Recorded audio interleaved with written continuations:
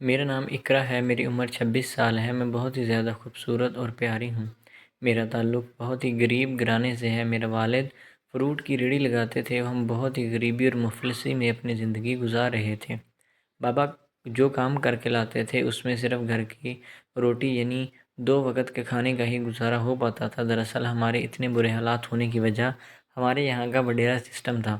میرا تعلق سندھ کے ایک چھوٹے سے گاؤں سے ہے، وہاں پر وڈیرا سسٹم چلتا ہے۔ میری شادی کی عمر گزر رہی تھی، میرے گھر والے میری شادی کو لے کر بہت زیادہ پریشان ہو رہے تھے کیونکہ گھر کا گزر بسر بڑی مشکل سے ہو پا رہا تھا۔ تو ایسے میں شادی کے انتظامات کیسے کریں، کیونکہ جہاں پر میرا رشتہ ہوا تھا انہوں نے جہیز کی مانگ کر رکھی تھی۔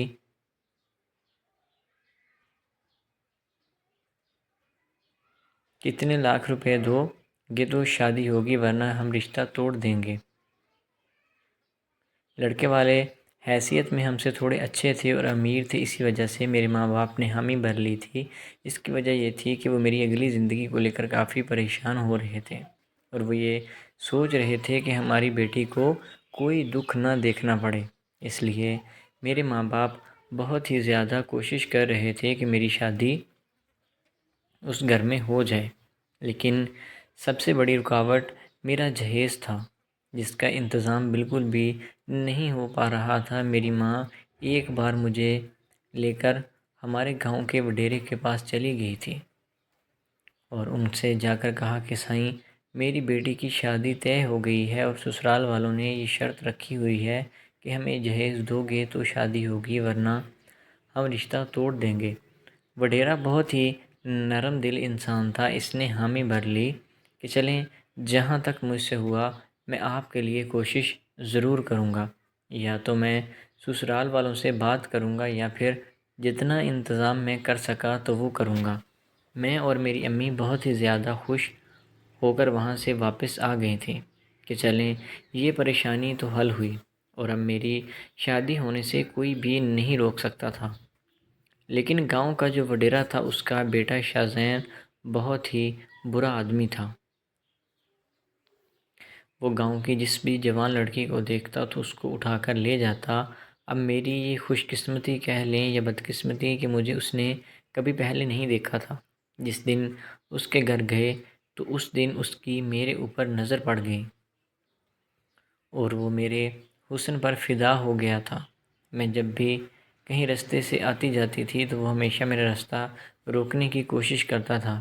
میں بہت ہی زیادہ پریشان ہو گئی تھی اور یہ بات میں نے اپنے بابا سے بھی کی تھی کہ شاہزین سائیں میرا راستہ روکتا ہے۔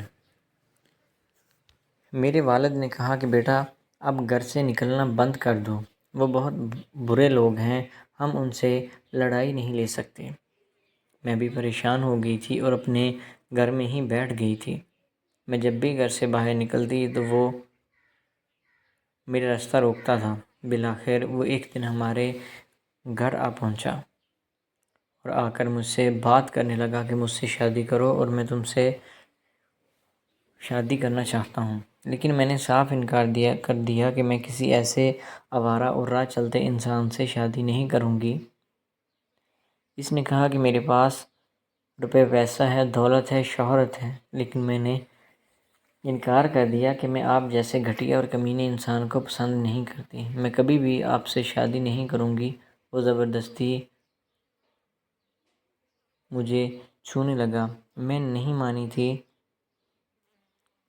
اور اتنے میں سارا محلہ اکٹھا ہو گیا اور مجھے وہ زبردستی بازو سے پکڑ کر گھسیٹتا ہوا وہاں سے لے گیا تھا